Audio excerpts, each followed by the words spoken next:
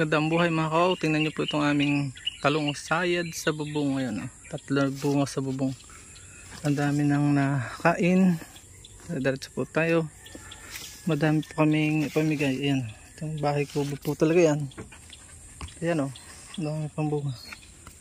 Tanim ni Mrs. yan din. Ang dami o. Tingnan nyo. Mapapawaw ka talaga. Sayad sa bubong ang bunga. Maliit lang yung patwi kaya o nga para ligaw kayo din kailangang iwasan. Yan o.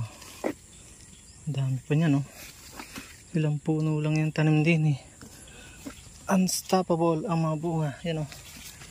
Nakakatuwa yun. Mapapawaw ka talaga. So yun o. Dito pa meron pa kami dito sa front yard.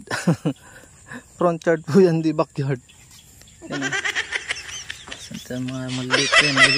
Pero mas gusto ko talaga yung araw-araw dito eh. Matamis o yan o. Ito nyo. Ito, sementado gardening naman po yan o. Semento po yan. Lupa ang ilalim. Yan o. Dito yan sa amin o. Yan o. Dahil bunga. Ito nyo, may bell pepper na kaming unstoppable sa pagbunga. Mamamatay na tuloy pa. Nandyan lang yan sa ano, katag init o. Sipag ka lang magdilig at maglagay ng abono. Yan o. Nandyan lang yan o. Hindi tanto ang space namin. At dito kami magbabahay at gagalingan namin pag-garden dito.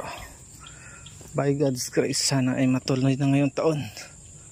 Dami niyan dito oh, pati ang amin pong kamansi oh.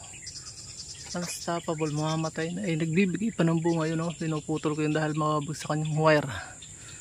Ang dami ah. Sipag ka lang ay walang gutom oh. Pati siling native. Ito naman yung aming siling tahid labuyo na mapapawaw ka. Lahat ng dumaraan, kuha na lang ng kuha.